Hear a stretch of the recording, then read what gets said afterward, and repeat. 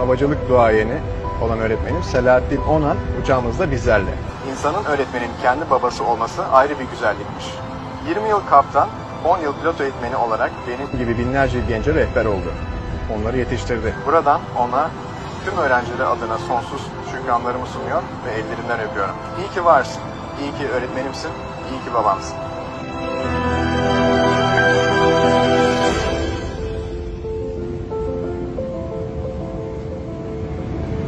Hocam, Türk Hava Yolları'nın tüm kaptanları adına Öğretmenler Gününüz kutlu olsun. Tüm emekleriniz için çok teşekkürler hocam. Sizi çok seviyoruz.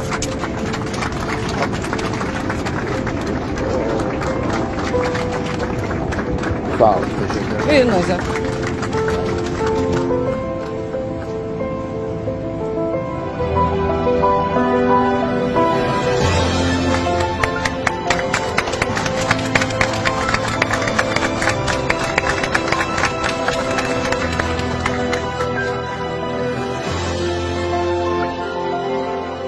Bu vesileyle